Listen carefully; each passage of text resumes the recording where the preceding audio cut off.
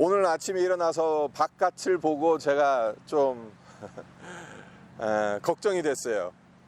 왜냐면 며칠 전에 일기예보를 봤을 땐 좀 흐리다고 했거든요. 근데 아침에 일어나니까 구름이 한 점이 없는 거예요. 구름 한 점 없는 거예요. 사실 한 작년에도 그랬고 재작년에도 그랬고 비가 올랑말랑 했던 날씨였잖아요. 그래서 덕분에 사람들이 별로 없어서 우리가 이곳을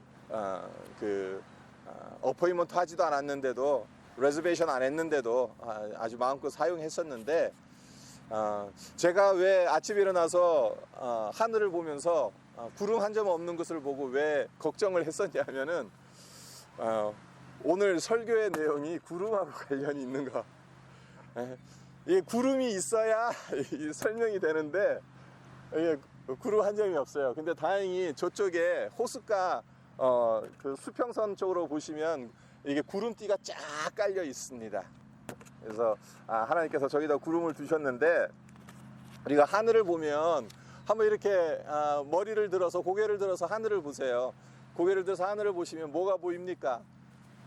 푸른 하늘이 보일 거고, 또 우리에게 그늘을 제공하는 이 나뭇잎들이 보이고, 또 저쪽에는 구름이 보이죠. 또 날아가는 새들도 보일 것이고.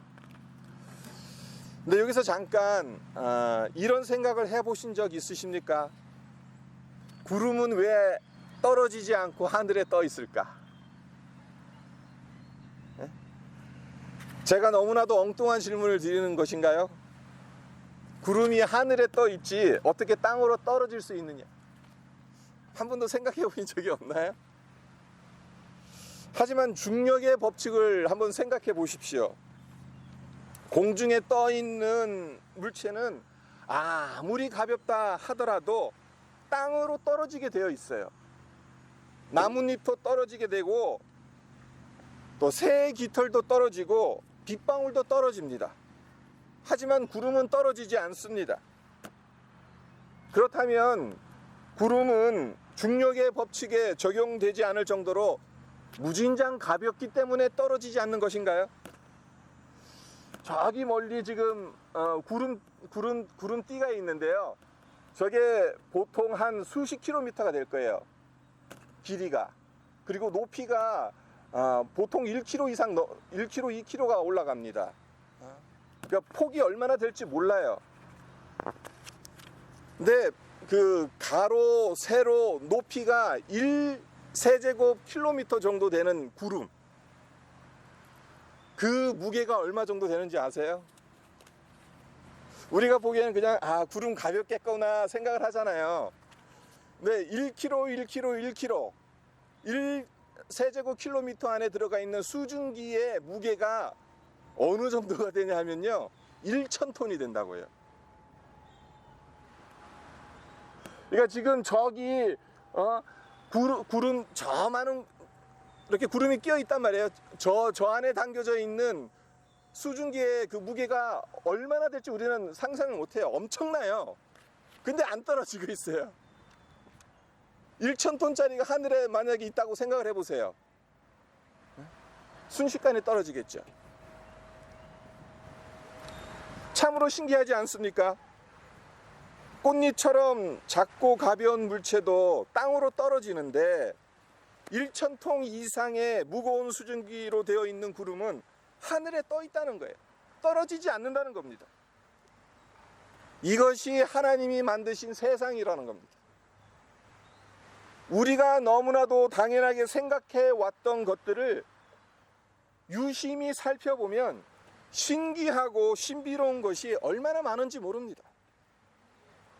하나님 만드신 우주 만물을 조금만 세심하게 바라보면 오늘 함께 읽은 시편 19편 1절에서 다윗이 말하고 있는 것처럼 하늘이 하나님의 영광을 선포하고 궁창이 그의 손으로 하신 일을 나타내는 것을 우리는 볼 수가 있다는 것입니다. 하늘에 떠 있는 구름을 바라보시면서 또 이름 모를 들꽃들을 들여다보시면서 하나님의 손으로 하신 일이 얼마나 섬세하고 정확한지를 감상하는 복된 하루가 되었으면 합니다. 그리고 또한 우리에게 자연을 통해 하나님의 솜씨를 감상하고 이해할 수 있는 능력을 허락하신 하나님께 감사드리는 한 날이 되었으면 합니다. 물론 우리 인간이 하나님께서 만드신 우주 만물의 오묘함을 모두 이해할 수 없습니다. 측량할 수 없어요. 우리가 이해할 수 있는 영역은 너무나도 작아요. 하지만 인간 이외에 다른 어떤 피조물이 하나님의 솜씨를 감상하고 이해할 수 있습니까? 못합니다. 할 수 없습니다. 오직 인간만이 제한적이기는 하지만 자연에 담긴 하나님의 솜씨를 알 수 있는 것입니다. 구름이 왜 안 떨어지는지 이해할 수 있는 존재는 지구상에 인간밖에 없어요. 엄청난 무게의 수증기를 머금은 구름이 안 떨어지는 이유, 물리 법칙으로 설명하기에 사실 매우 복잡합니다. 그러나 중요한 것은 설명할 수 있다는 거예요. 그러니까 사실 구름이 안 떨어진 이유에는 중력이라는 법칙하고 또 부력이라는 법칙하고 또 종단 속력이라는 개념하고 뭐 수증기 분자의 크기, 이런 법칙과 인자들이 서로 엉켜 있기 때문에 짧은 시간 내에 설명드리기는 어렵습니다.